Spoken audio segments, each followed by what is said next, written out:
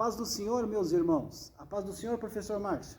Paz do Senhor, professor Fabiano, alunos e alunas da Escola Dominical. Com muita alegria, meus amados irmãos, estamos aqui hoje para estudar mais uma lição da nossa abençoada Escola Bíblica Dominical, dando aí prosseguimento aos estudos desse terceiro trimestre, onde estamos estudando aí o livro de 1º e 2º Reis, né? Estamos vendo aí o plano de Deus para Israel em meio à infidelidade da nação, as correções e os ensinamentos divinos no período dos reis de Israel. E temos visto, né, professor Márcio, quantos exemplos, né? Verdade. Quantas lições de vida nós temos na forma como esses reis, né, administraram o reino, os caminhos que eles tomaram, os conselhos que eles ouviram, né, as decisões que eles tomaram, né? E hoje chegamos aí na lição de número 11, que tem como título O Reinado de Ezequias. Estudamos na lição passada, professor Márcio, a respeito do cativeiro de Israel, né, o Reino do Norte. Exatamente. Foi levado cativo lá pelo Império da Síria, né? Tanto desobedeceu que chegou um momento em que Deus ali determinou ali o cativeiro daquele Reino do Norte. Exato, foram levados escravos, né? Exatamente, foram levados escravos para a escravidão. No Império da Assíria. E na lição de hoje, do reinado de Ezequias, que reinou aí o Reino do Sul, né, o Reino de Judá, estamos aí apenas agora o Reino do Sul, não temos mais o Reino do Norte. Não, o Reino do Norte agora não tem mais rei, que já foi levado para o cativeiro, e as terras lá estavam começando a ser povoadas agora por estrangeiros, né? Era o costume, né, do Império Assírio. E alguns do povo judeu que ficou por ali, mas a maioria dos estrangeiros, exatamente. Eles largaram só os pobres para trás, né? Ficou os pobres para morrerem de fome ali, e eles colocaram outras pessoas cativas de outras nações. De outras nações. Era o costume do Império Assírio fazer esse tipo de deslocamento dos seus escravos, seus cativos, né? Justamente para não se fortalecer. É isso mesmo, para não se formar uma nação forte, mas uma mistura, porque daí não ia ter uma unanimidade, né? Exatamente. Daí que nasceu, né, os samaritanos, né? Exato. Povo misturado de várias nações, que lá na época de Jesus a gente vê lá o ódio que tinha dos judeus entre os samaritanos. Verdade. Começou aqui, nesse cativeiro aí, que várias nações entraram ali nessa região, né, no Reino do Norte, Reino de Israel, e foi ali uma mistura de raças, né? Coisa que Deus não quer, né? A mistura. Deus quer que a gente permaneça puro, sem mistura, né? Sem mistura, exatamente. Então, na lição de hoje, vamos estudar aí a respeito do reinado de Ezequias. O nosso texto áureo, que se encontra lá em 2º Reis, capítulo 18, versículo 5, destaca: No Senhor Deus de Israel confiou, de maneira que depois dele não houve seu semelhante entre todos os reis de Judá, nem entre os que foram antes dele. E falando a respeito justamente do rei Ezequias, né, professor Márcio? Exato. Ele foi um rei justo, fiel a Deus. Ele tinha um propósito de recuperar, né, de trazer de volta o culto a Deus, e assim fez. Exatamente. Então, diz aqui, né, ele, no Senhor Deus de Israel confiou. É o que tinha que ter feito todo o povo de Israel desde o começo, né? Exato. Confiar em Deus, mas eles não confiaram em Deus. Queriam confiar nas suas próprias forças, nas suas próprias escolhas. Buscar os seus próprios caminhos. Exatamente. E é um perigo para nós, né? Os nossos Muito dias aí perigoso. que vivemos aí. São tantos caminhos que podemos trilhar durante o nosso dia mesmo, né, professor Márcio? Quantas opções aparecem à nossa frente, né? São inúmeras, mas apenas um caminho é o certo. É aquele mais estreito, né? Exato. É aquele que se tem que levar você aí a deixar algumas coisas de lado, né? Exato. Não é verdade? Confiar em Deus mesmo. Confiar em Deus. Independente da situação, do que vai acontecer, o que está acontecendo. Porque às vezes, professor Fabiano, uma decepção, como se falou, no dia mesmo, na vida, agora, hoje, tem muitas pessoas que por essa decepção elas já começam a deixar de confiar em Deus. Exato. E começam a fazer aquela pergunta, né? Por que isso comigo? Por que Deus fez isso? E nós não temos esse direito de perguntar nada a Deus. Não. Somente agradecer a Ele. Exato. Tudo que acontecer está no comando, está a mão forte dele que está comandando tudo. Com certeza. Então devemos de continuar confiando em Deus, Exato. assim como fez o rei Ezequias. E nós vamos ver no decorrer da lição que teve um bom fim. Exatamente. Ele teve um final digno de quem confia em Deus. Exatamente. Na lição também nós vamos ver, né, que a fidelidade a Deus não nos isenta de dificuldades. Não, passou por doença, passou por luta, Exatamente. passou por tudo, mas não deixou de confiar em Deus. Isso, exatamente. Como você mesmo falou, professor Márcio.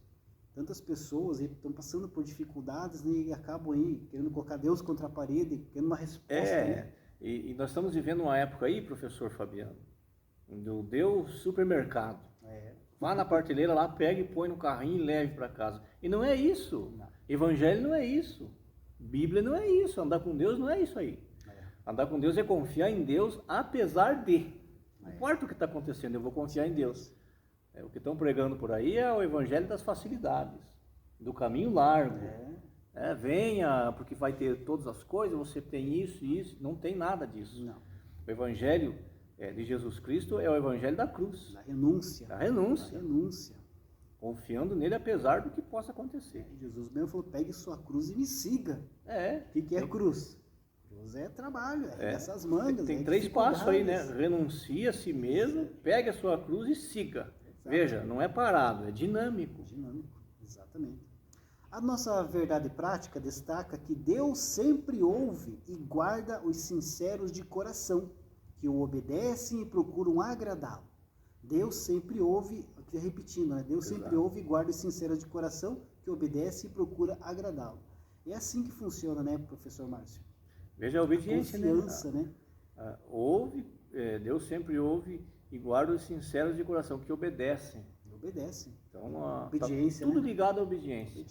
Obediência. É a obediência que leva nós a confiarmos em Deus, é a obediência que leva nós a termos esperança em Deus, é a obediência que nos leva a passar por períodos difíceis da vida, mas sempre olhando para Jesus Cristo, para Deus, é a obediência. É verdade. E além de obedecer a Deus, né, Deus também coloca aí pessoas acima da gente, né? Sim. Líderes, né, pastores. Exato. E assim como nós temos que obedecer a Deus, também temos que obedecer a nossa liderança. A obediência é ampla, professor Fabiano. Exatamente. Ela é a Deus, ela é a autoridade eclesiástica, ela é a autoridade do país, ela é as leis cívicas, ela é tudo. É os pais, é o líder. É tudo, a obediência ela abrange tudo isso. Uma pessoa, não dá para ser obediente a Deus e desobediente a tudo isso que eu falei. Ao pastor da igreja, ao superintendente da escola dominical, ao pai, à mãe, a lei diz que você tem que ter habilitação para dirigir. Está dirigindo aí sem habilitação? Verdade. Que obediência é essa? Mas eu obedeço a Deus, mas desse jeito está faltando alguma coisa. Com certeza. Isso tem mesmo, que ser professor. completo. E tantas pessoas que servem a Deus estão vivendo, estão pagando exatamente. Parte da sua vida em desobediência. E achando que só de obedecer, isso não é obedecer a Deus. Não. O apóstolo João vai dizer numa das suas cartas, professor Fabiano, que aquele que diz que ama a Deus e não ama o seu irmão é mentiroso, porque como é que ele pode amar a Deus que ele nunca viu e não amar o seu irmão que ele vê? Então a mesma coisa, como é que eu posso obedecer a Deus que eu nunca vi e desobedecer a lei do Estado, a lei do município? É verdade. A nossa leitura bíblica em classe, que serve como base da lição, se encontra no segundo livro de Reis, capítulo 18, do versículo 1 ao versículo 3, no versículo 13, versículo 28 e 29, e também no capítulo 19, do versículo 1 ao versículo 7, no versículo 15 e 16 e no versículo 20 ao 21. Quer destacar algum versículo, professor Márcio? O versículo 3 dá um resumo do que nós vamos falar aqui.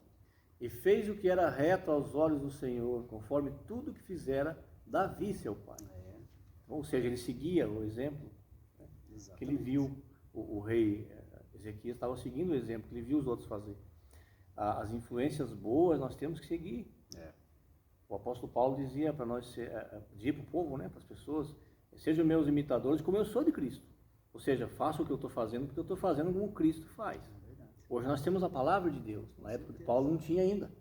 Mas hoje nós temos a palavra, que é o nosso referencial, e também temos pessoas que nós podemos imitar, no sentido de referência. Referência, né? Referência, exatamente. E o rei fez isso, como fez Davi. Ele pegou o exemplo de Davi. E foram poucos. Davi nunca foi idólatra. Davi teve vários tipos de tropeços na vida, mas nunca deixou de adorar o verdadeiro Deus. É verdade. E foi o que ele fez, né? Ele assumiu e já começou a limpar todo Israel, tirando toda a idolatria. Exatamente. E foram poucos os reis, né, que foram justos aos olhos do Senhor. Né? É verdade. E o do Reino do Norte, nenhum rei nenhum. teve essa Pior do que o outro. Foi um pior do que o outro. E no Reino do Sul foram alguns, né? Não faltava a eles lá exemplo de bondade, não faltava, mas eles não quiseram. Sempre tinha o profeta ali, levantado por Deus para alertar, mas eles nunca deram ouvidos. Não. A introdução da nossa lição diz assim: o reinado de Ezequias foi um dos melhores de Judá. Seu governo foi reto, justo, honesto e agradável aos olhos do Senhor. Ele fez importantes reformas no culto e na adoração a Deus. A partir da destruição dos ídolos de Judá, reestruturou todo o sistema religioso, o que culminou num grande avivamento para o povo de Deus. Ezequias ele começou a reinar com 25 anos de idade, né, professor Márcio? Exatamente. Ele era filho ali do rei Acás, um rei que fez coisas horríveis diante dos olhos do Senhor. Então nós vemos ali que Ezequias crescendo, vendo as atitudes do seu pai, né, o rei Acás, ele tinha tudo ali para fazer as coisas erradas, para tomar o mesmo caminho do seu pai. Caminho, exato. Mas ele escolheu o caminho inverso. Ele escolheu o caminho de obedecer a Deus, ser fiel a Deus. E isso fez toda a diferença na vida dele. Verdade. Vivemos aí uma sociedade que tem vários exemplos assim, né, professor Márcio? Sim. Veja, professor Fabiano, que há um ditado, aí, é mais que um ditado, é uma lógica de vida aí do mundo que diz assim, que o meio é que determina a influência para o indivíduo. A pessoa, dependendo do meio que ele está, ele vai pegar a influência que tem em volta dele. Só que o servo de Deus, a serva de Deus, é o contrário. É o indivíduo que vai influenciar o meio que ele está. Olha, o rei tinha tudo, né? Vendo todas as maldades que o pai dele fazia, que o pai ordenava que os seus generais fizessem, mas ele não se deixou influenciar. Então nós não podemos aceitar essa ideia, professor Fabiano, mas eu faço isso porque é difícil, porque a sociedade exige. Não exige, não. Você, que é servo de Deus, é que tem que influenciar a sociedade. E como é que eu faço isso? Através do testemunho, da palavra de Deus, da fidelidade a Deus, da integridade de servo de Deus. Não é por imposição, mas o meio que eu vivo tem que ver que a minha vida é diferente. Exatamente. Mesmo que para isso eu tenha que pagar um preço alto. Exatamente. Vale o preço. Para não ser influenciado. Vale, eu não posso ser influenciado, porque a gente ouve muito isso. Eu como professor, você também, a gente ouve isso. Mas lá na onde eu estudo é assim, eu tenho que entrar. Não tem que entrar em nada, não. Você tem que ter suas convicções. Exato. E, através da tua fé, influenciar o mundo do outro. Exatamente. Acho que uma da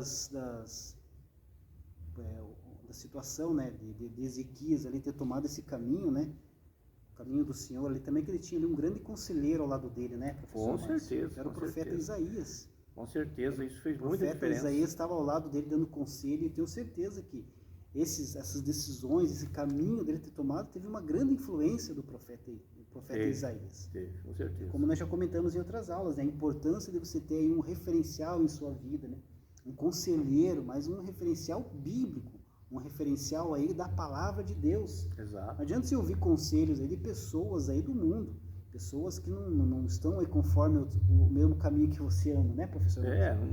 Ele não tem a mesma convicção tua para te passar, e ele também vai ter uma pessoa do mundo, ele vai passar o que para você? A facilidade, aquilo que o mundo oferece, né? Vamos pegar um exemplo bem claro aqui. Se você vai se aconselhar alguma pessoa que não aceitou a Jesus ainda, sobre uma confusão com alguém, ele vai dizer para você se vingar da pessoa. Exatamente. Primeira oportunidade que tiver, se vinga. E o que Jesus diz? É diferente. O que um servo de Deus vai dizer? Calma, não é assim, vamos orar, Deus vai dar solução para esse problema aí. Então nunca vai incentivar o divórcio, a separação. Um servo de Deus jamais vai fazer isso. Se está fazendo, abre o olho, porque tem coisa errada aí. Verdade. Ponto 1 da nossa lição: o justo reinado de Ezequias. Subtópico 1, um rei reformista. Ezequias instaurou uma ampla renovação espiritual do povo de Deus em Jerusalém. Reuniu os sacerdotes e levitas e lhes propôs uma nova aliança com Deus. Esta aliança incluiria uma reforma radical no comportamento e na espiritualidade do povo. O rei mandou destruir os altares pagãos, reabrir as portas do templo, restabelecer as ofertas e os sacrifícios, reinstituir os ofícios sacerdotais e ainda celebrar a Páscoa. A despeito de tudo isso, o que mais se destaca nas atitudes de Ezequias é que ele se chegou ao Senhor.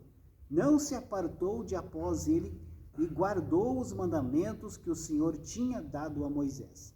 Assim o rei Ezequias tinha um coração disposto a fazer a vontade de Deus no reino de Judá. Por isso ele reuniu sacerdotes, demais levitas e lideranças para reconhecer o verdadeiro estado pecaminoso da nação Ezequias tinha um coração quebrantado e por isso foi reformista. A primeira atitude do rei Ezequias, né, professor Márcio, foi aí reformar o templo, né? Foi restabelecer a adoração ao Deus verdadeiro. Exato. Tirando os ídolos. Exatamente.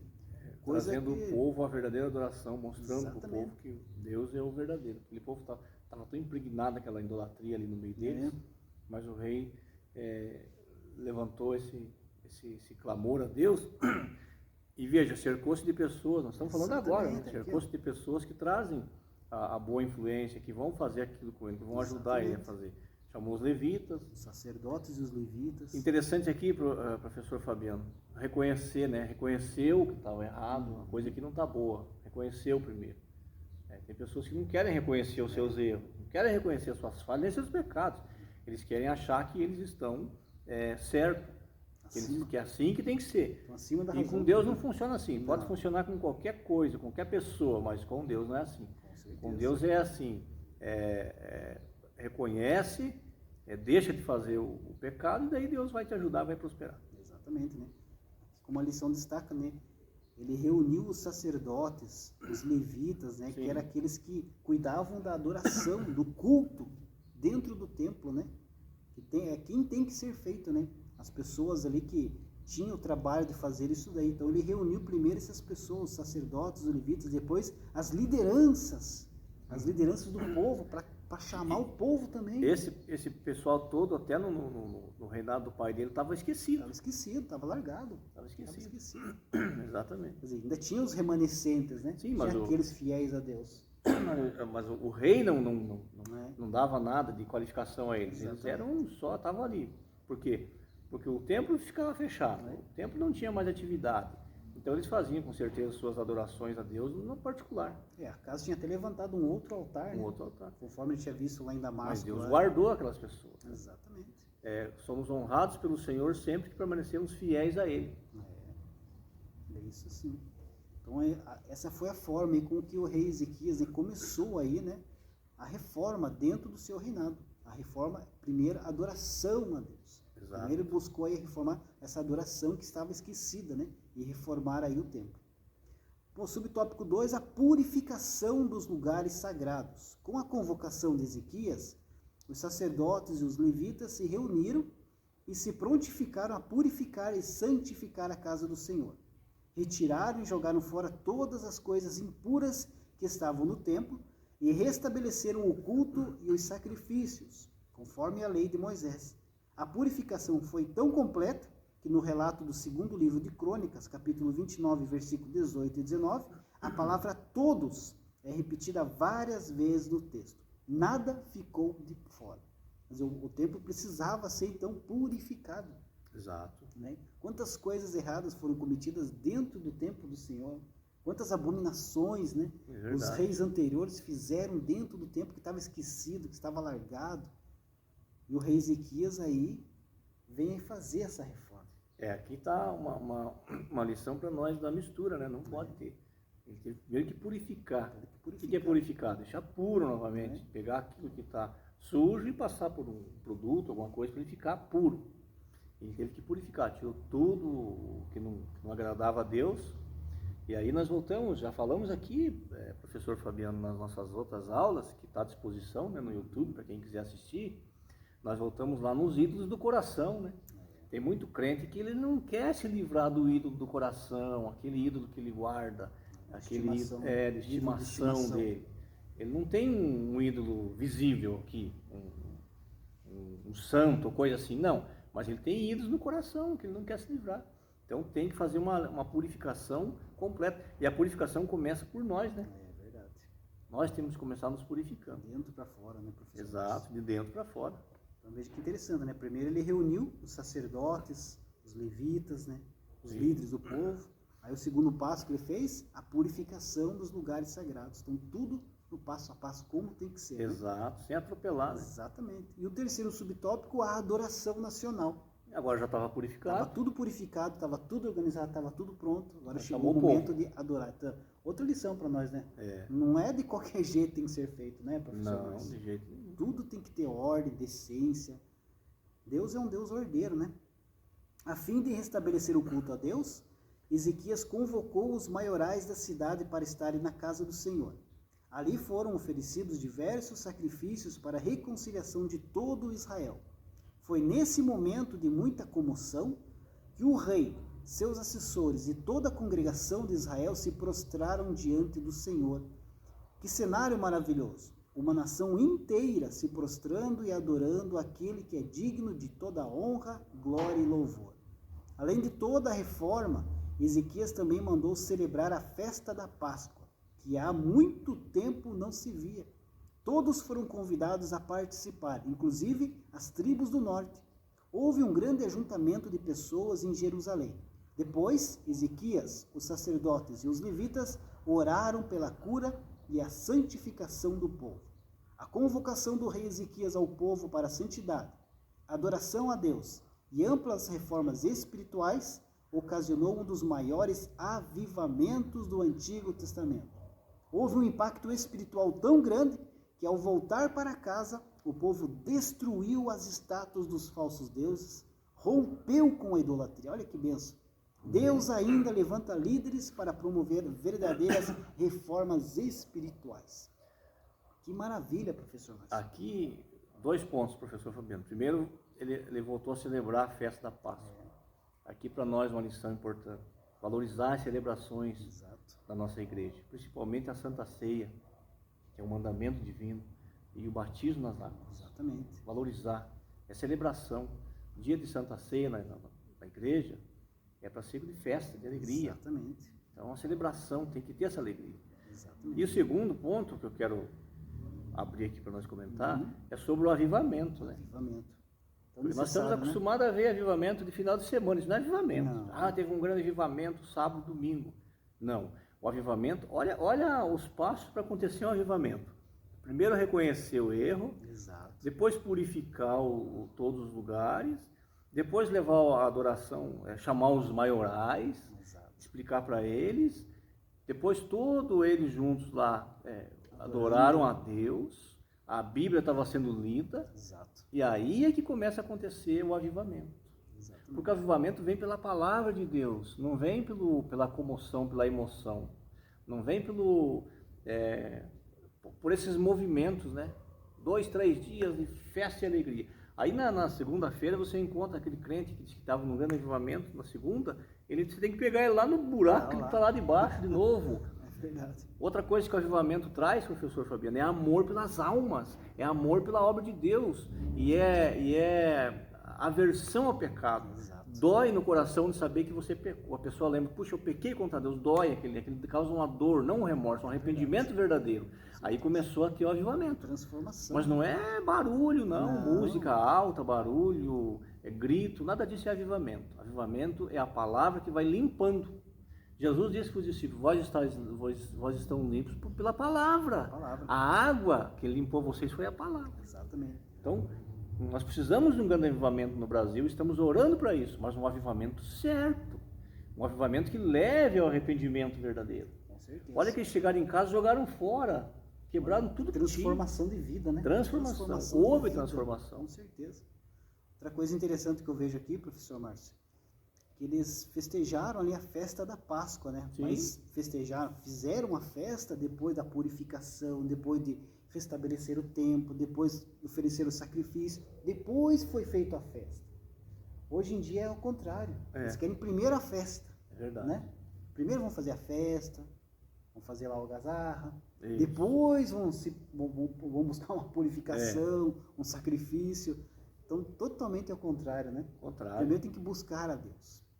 E todos os avivamentos, se esse aqui não for o primeiro na Bíblia, todos eles vieram pela palavra. Pela palavra. Porque a palavra ia constrangendo a pessoa. Exatamente. Nós temos que ler a Bíblia é a palavra de Deus.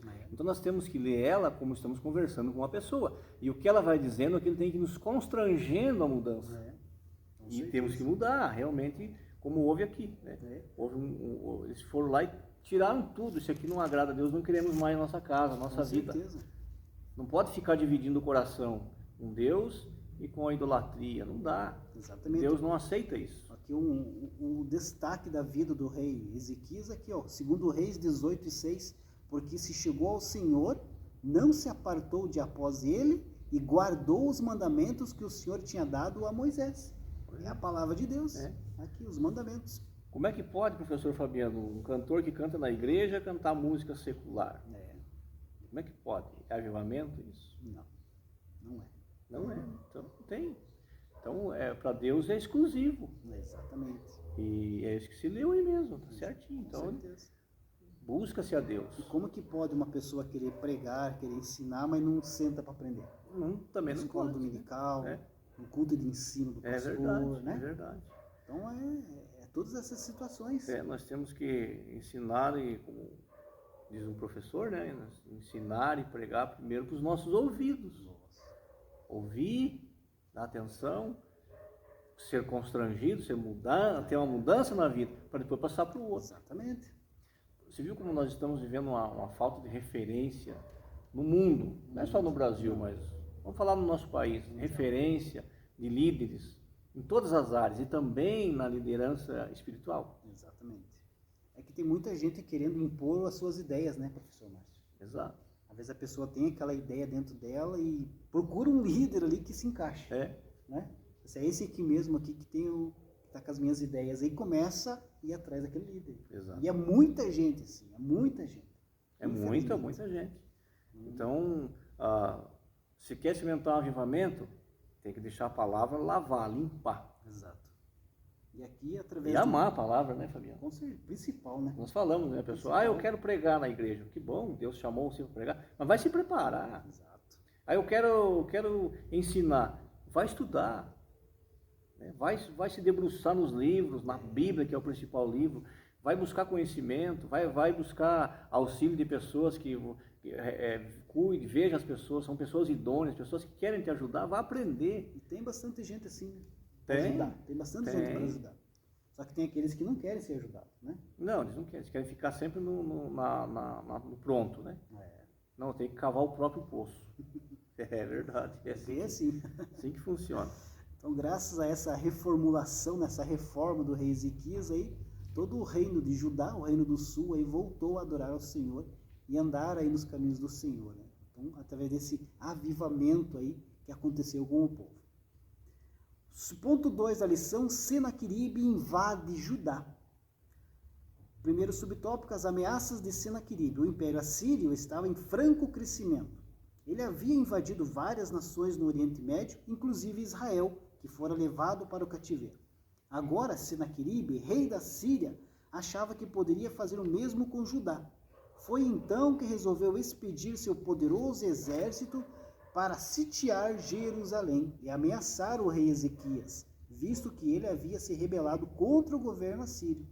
Durante o cerco a Jerusalém, Senaqueribe, por meio de seus oficiais, usou como estratégia intimista a difamação de Ezequias e o afrontamento da grandeza de seu Deus.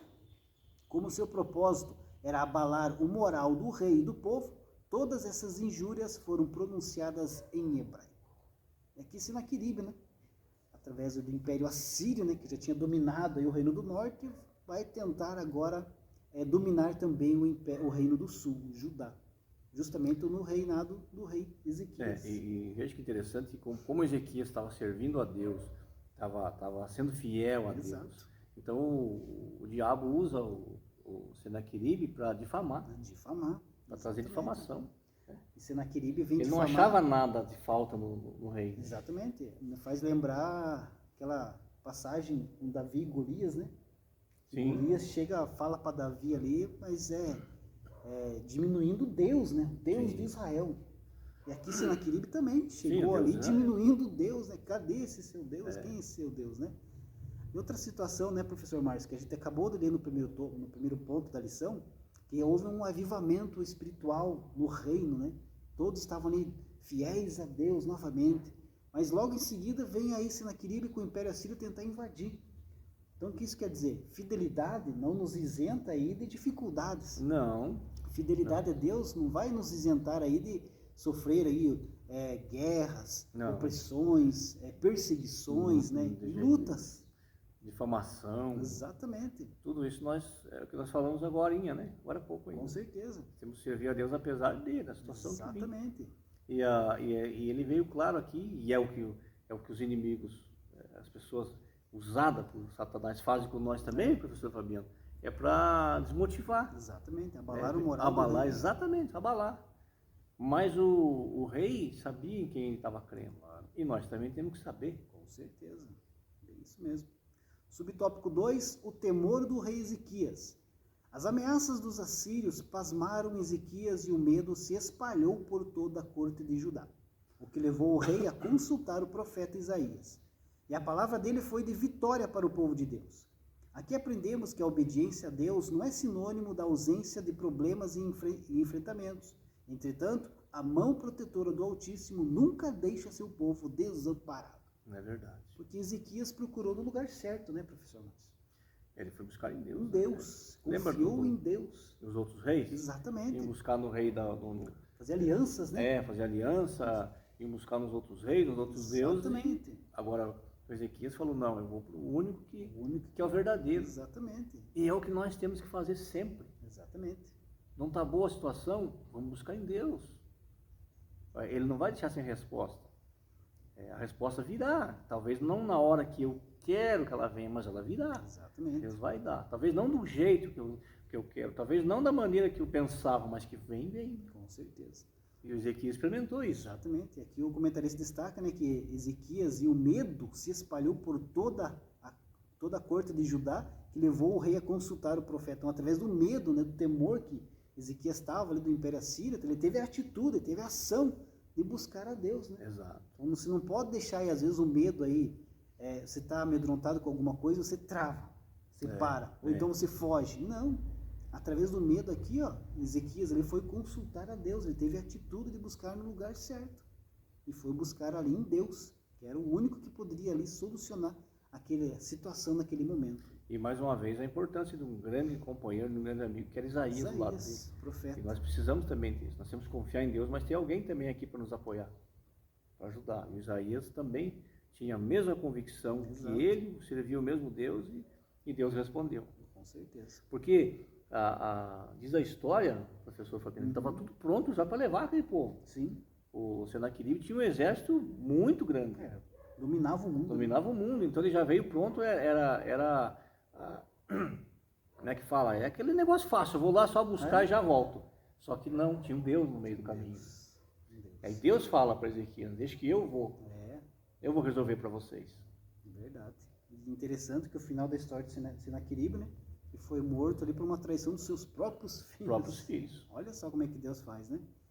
Ele acabou ali com Senaqueribe ali, que afrontou a Deus de Israel, né? O Deus de Judá, do Reino do Sul. Ponto 3 da nossa lição, a oração do rei e o livramento do Senhor.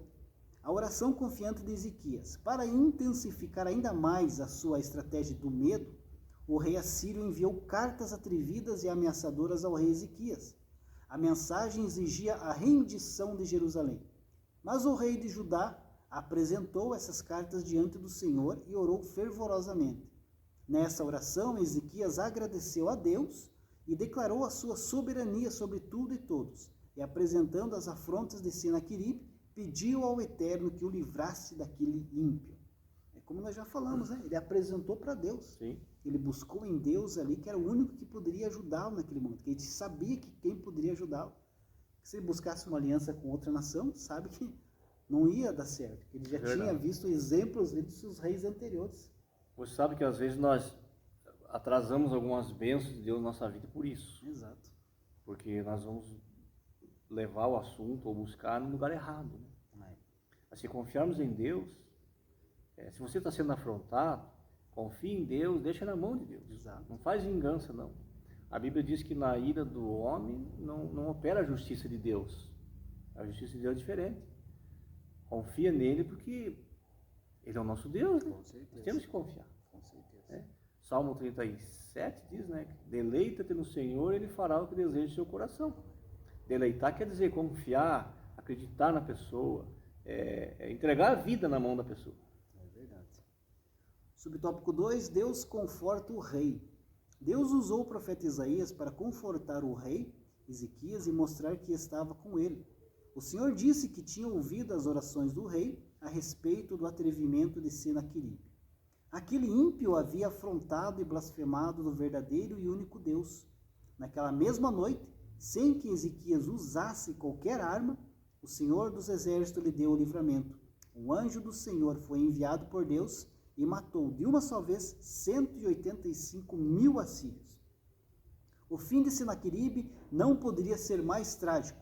Foi assassinado pelos próprios filhos, como nós já destacamos aqui. O final dele foi terrível também. Veja que nem o rei não precisou nem pôr o exército em prontidão, né? Exato. Um anjo do Senhor veio, um anjo veio. Um anjo só. Um anjo só veio e resolveu o problema. Exatamente.